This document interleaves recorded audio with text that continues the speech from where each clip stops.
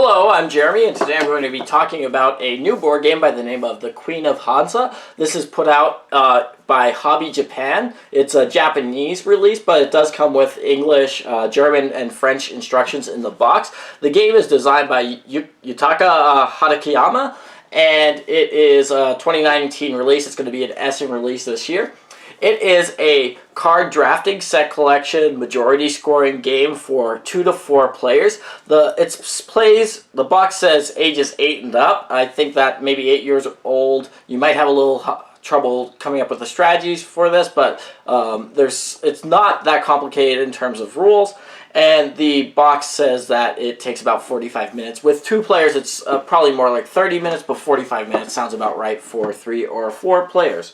So this is a game where you're going to be playing traders who are trading during the Hanseatic League in those cities in the medieval era. It has a lot of different ways that you're going to score points, but it's really quite simple. You're essentially just going to take turns drafting cards, trying to build up the best set of cards that will score you points at the end of the game. Let me take a few minutes to show you how the game plays, and I'll come back and let you know what I think about it.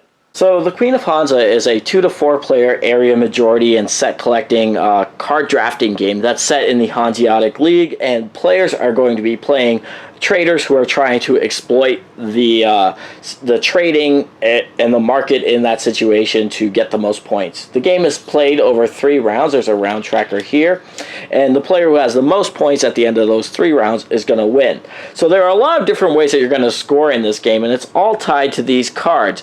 So these cards have a couple different features on them. First of all, you'll note some of the cards have cubes on them. If ever you take a card with a cube, you'll get to take that cube as well. And then they have on them, in the background, a color. So this is a black card here. Some of the cards have features, have aristocrats, I guess, on them. Those are going to have a letter tied to them. So the color doesn't really matter when you're looking at the letter, but the color matters when you're going to be looking at this shield up here, which is essentially a majority for control in that given city. You see this board here is divided into 4 different cities, which are color-coded by the backgrounds here, and they represent influence in those cities. So these city boards are divided into 2 sections. There are ports, which are going to be the first 2 cards in any given city, as well as cards that are out to sea. So here you can see that this card has 2 cards in port, 2 that are out to sea. You could almost think of these out to sea cards as a future market. So whenever one of these cards gets taken, the out to sea cards are going to slide into port one at a time. So like I said, there are cards here that just show parts of the cities. Those are going to generally be worth more influence. There are cards that show ships. Those are going to let you store your cubes from round to round. And then there are the cards that show the nobles or aristocrats, and those are going to be worth collecting in terms of getting a set of unique ones or ones of the same ones. Those will give you points at the end of the game for collecting those. So you're kind of trying to do a lot of things at once in this game. At the start of the game, you'll see the board. Again, with a 2-player game, you'll just leave this last column empty. But with a 3 or 4-player game, you'll fill it up. And each player is going to get 4 cards, and they're going to be able to choose 2 of those cards to keep in their hand and discard the others back. They'll be shuffled in and will come out later. So once players have done that, I should also note that here there's a score track, as well as this, which represents the number of points that each city is going to score over the course of the game. At the end of each round, you're going to score each city based on its progress along this track. So as cities move to the right of this track, they'll generally be worth more points. So at the start of the game, they'll all start equally, and the game round is going to basically be each player is going to draft a given number of cards based on the player count. And this is all laid out really clearly on the back of the manual, which is quite helpful. And you can see that in a 2-player game, each player is going to get to draft 6 cards, whereas in a 4-player game, each player only drafts 4 cards. And the way that that works is essentially you're going to look at the 2 cards in your hand, and you're going to be able to play one of them in one of 2 ways. So the first way is, let's say this player here, they would take this card here, this A card, this yellow card, which is in the back. They would play it in front of them. It will give them 2 points towards creating a yellow majority, and then it will also allow them to draft one of the 2 cards from the yellow port. So maybe they would take this black card, it would go into their hand, so they would then be able to play another card like that in the future, and then all the cards here will slide down.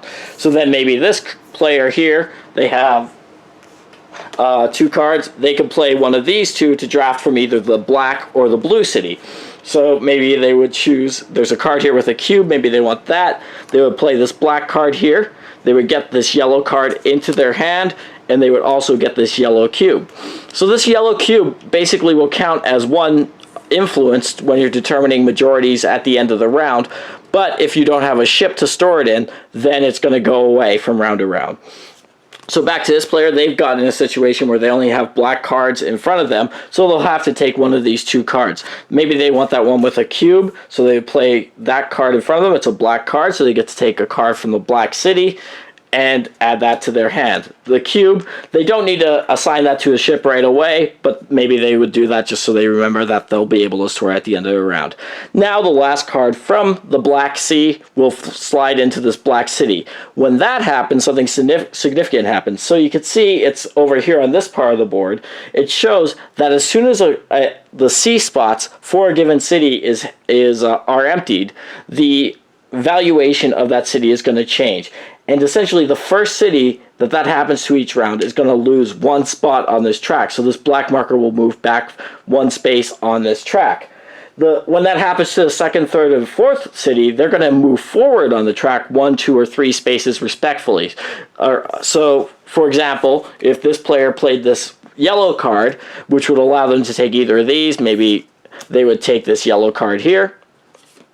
This would cause the yellow city to get emptied, and that would cause the yellow marker to move up 1 space. So based on what majorities you're trying to collect, you might want to try to delay taking cards from that city so that it will move further to the right. And this is going to basically go until there are only a few cards left, essentially as soon as each player's taken 6 turns. So let's just say, this player gets this player, let's just say they get these 2, so that's 4, and maybe these 2 go to this player. They get a cube with that, and then maybe this player takes this one and this one. So at this point, the blue city would have gotten depleted. It would have gone up 2 spaces, and this player has these. So what you'll notice is in this particular circumstance, actually I think he got this cube. In this particular circumstance, the red city did not lose all of its C cards, so the red city did not get to go up on the track at all. So that can happen depending on the ways that the cards are drafted. So once you've done that, then you're going to go into the majority scorings for each of the 4 cities based on this track. And the way that works is players are going to add up their influence in a given city. So let's just say this player has their black influence. You look at those shields on the cards, you can see they have 2, 4, 5, and then every cube that you have is worth an additional 1. So this player would have 6 black influence, and this player here would have 2, 4, 5, 6, 7 with no cubes. So they would become first, this player would be second, and you can see here, whoever is in first player is going to get 4 points. So whoever's in first place is going to get a fixed number of points based on progress on that track. So this player will get 4 points. And then here's one of the most interesting things about the game. Whoever's in second place is going to get points based on their influence times a multiplier. So this player here has 2, 4, 5, and again a cube adds 1 to influence each cube. So they have 6. So even though they came in second, they're going to get 6 points versus the other player's 4 points because their multiplier is 1. They get 1 point per influence. So it can happen that a player who comes in second gets more influence than the player who came in first, who just gets a fixed amount. So you have to watch that as you're playing, and that's one of the more interesting strategies that's going on in this game. Then you would just evaluate each city. So for example, this player here has 7 influence in red. This player here only has 1 influence, just the 1 cube. So they would get, the player with 7 influence would get 5 points, and then the player with 1 influence, they are at the 1 multiplier, they would just get 1 point. So this multiplier could go up to 4, and I should note that in a 3 and a 4 player game, you would award a third place. As long as the markers reached at least this point, you get a slightly worse multiplier than the player who came in second. Once you've done that, Then what's going to happen is you're going to get points for the different colors of cubes that you've gotten. And there's a score reference that comes with the game. Each player could get one of these. And you can see, like this player here has 2 different colors of cubes. They would then get 6 points because they have 2 different colors of cubes. And this player here has 3 different colors of cubes. They would get 12 points for that. This would max out at 20 points. Regardless of the number of cubes that you have, you're only looking at the colors of cubes that you have. Then, after you've done that scoring, each of your cubes has to get assigned to a ship. The color of the ship doesn't need to match the color of the cube, but if you don't have any ships at all, or any ships to hold each cube could just hold 1, these will just go out of the game. So this player here could carry their cubes over, whereas this player without any ships would lose all of their cubes. Once you've done that, then you'll simply take cards and refill the tableau. So essentially you'll fill in all the empty spaces. Any cards that show a cube icon on the top, like this one does, once you've populated the board, they'll get cubes placed on them. And then you'll just go into the next round. So rounds 2 and 3 are essentially going to play much the same, with players drafting cards and then doing a scoring at the end of... Oh, those should be filled in because it's a 2-player game. But at the end of the round, you'll do the majority scorings here, as well as your cube scoring. Discard any cubes that you don't have. Also, at the end of each round, before you go into the next round, whichever disc or discs that are furthest behind, they go up 1 space. I should mention that. So once you've done your third round, right before the final scoring, each player, as always, is going to have 2 cards in their hand, and in secret, each player could choose one to add to their display. I should also mention that there is a second action that you could do on your turn. So normally whenever you play a card, so let's say I played this black card here, I would have to take from the black city. There is the option to, on your turn, play a given card face down. If you do that, you could then take from the ports in any of the 4 cities, as well as move any one of these discs 1 space in either direction. The downside to doing this is that this card here, which is a 4 black, does not count towards your majority scoring from round to round. But it will come back in at the end of the game. So that is another option, and it's a pretty significant one in terms of the game strategy. So at the end of the 3rd round then, what you're going to be doing, after you've done your normal 3rd round scoring, and after, like I said, at the end of the 3rd round, each player could choose 1 card of their 2 cards to add to their display. The other one just gets discarded out. What you're then going to do is go into the final scoring. And the final scoring is kind of convoluted, but it's all laid out pretty clearly on the player aid, and as well as on the back of the manual. So it's not really as bad as it might sound. And the first thing that you're going to do is you're going to turn over any of those face down cards that you've had and add them to your display. So you've already scored your cities. You'll no longer worry about your cubes. You'll already have scored the cubes in your normal end of round scoring. And then what you're going to do is you're going to score these different categories. So the first thing that you're going to do is you're going to add up your total influence across all of your given cards. So let's just say that this is maybe our game situation. Maybe this adds up to 35 for this player, and this player adds up to 33.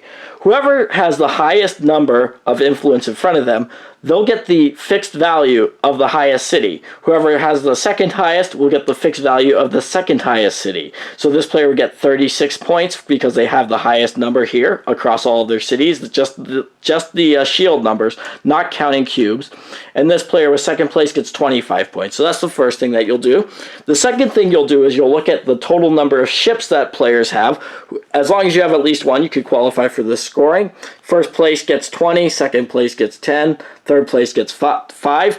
Ties are friendly, so if it was a tie for first, each player would get 20 points. You would not award second, you just go down to third, assuming 2 people were tied. Then the last thing that you're going to do is you're going to get points for your nobles. So these nobles, you'll essentially look at the letters. Here, colors aren't going to matter. So this player here, they have an A and G. If you have 2 nobles, it would only be worth 6 points, but you could see if you have 8 different types of nobles, you would get 72 points. So you could score that set for distinct nobles once, even if you had multiple Gs or whatever. You only score this set once, up to 72 points. And then any duplicates, if you have 2 of them, you'll get 6 points. If you have 3 of a kind in any of the noble sets, you'll get 20 points. So each player will do that. once you've done that, whoever has the most points is going to win the Queen of Hansa. Alright, so that is the Queen of Hansa. And for a 45-minute game, this gives you a lot to think about. There are many, many different ways that you're going to be scoring. It would be what people describe as a point salad game. You're going to be trying to score sets. You're going to be trying to score majorities of boats. You're going to be trying to score the majorities of a given city. And you're worried about all those things at the same time. And regardless of how many people you're playing with, it seems like you're not collecting enough cards to worry about all those things at once. Also has elements of stock manipulation in it that are more interesting than they might first appear. Certainly trying to dump other people's stock, the cities that they're doing well in, is going to be a key consideration if you want to do well in the game. So the game at its core is very simple. You're essentially just drafting one card per turn using one of the 2 cards that you have in your hand. But because of the way that the game flows, you're always thinking a move ahead, at least, whenever you're taking your turns, because the card that you're taking from the display is going to determine which cards you're going to be taking in future rounds. Of course, when you throw other players into this mix, it becomes a little bit chaotic, because players might take the card that you were planning to take as soon as it comes in from the sea to the port. And I think that for a game of this like, that level of chaos is more exciting than it is frustrating. I will say that the first time that I played this game, I did not have a really strong idea of what a good strategy would be. But as I've played it more and more, I've come to realize that you do have more control over what the market is doing and over how you're going to be planning out your future turns than you might first assume. I also will say that, surprisingly, this game works very well at 2 players. It scales nicely, both in terms of the number of turns that you're going to get in a 2-player game versus a longer game, and in the number of cards that are on the board during a given turn. But beyond that, unlike a lot of games that use majority scoring, or even like stock market mechanisms, this one seems to work very well for 2 players, because you're only drafting 6 cards a turn, and because there is an award for second place, which sometimes can be worth more than the award for first place. There are still a lot of strategic decisions to make when you choose to compete with another player versus their majority in a given color, which I think a lot of 2-player games do not do well. So I was very surprised to see how well this plays at 2 players. And as beyond that, with 2 players, it plays very quickly. You could certainly play, once you've played it once, in about a half hour or so, which is really terrific given the amount of depth that this game has. That all being said, of course, I think because there are so many variables in your scorings, you're going to be worried about the number of cubes that you have. You're going to be worried about which cities you're scoring versus how they're doing on those tracks. You're going to, at the same time, trying to be collecting those letter cards to collect a full set of those. And then you'll also be trying to collect ships so you could carry your cubes over from round to round, so they're going to score for you multiple rounds. There's a lot that you're going to be thinking about. So again, I think that the first play of this you almost have to treat as a learning game, which I think is fine, considering it's only a 45-minute game. But then the strategy will begin to reveal itself over time. And I think that that's a feature that it has in common with a lot of Japanese games that I've played. That being said, based on this box, and the game itself, which has Clemens Ferrand's art, and the way that the game actually is really a distilled, almost abstract Euro-type game, this really does feel like a classic German game, which to me is a positive thing. So it is one that really surprised me in how it plays. It's one that I've really enjoyed my plays of. I know that's coming out at Essen, and it will be available in quantities at the Essen Fair, but I ordered my copy off of Amazon's Japan site, so Amazon.jp. You can get a copy of it shipped to you anywhere, I assume, in the world that Amazon will ship to. So it is available, and like I said, it does have English rules in the box. So I would encourage you to try, if not acquire, the Queen of Hansa, a terrific medium-weight Euro game. Those are my thoughts on it. Thank you for watching.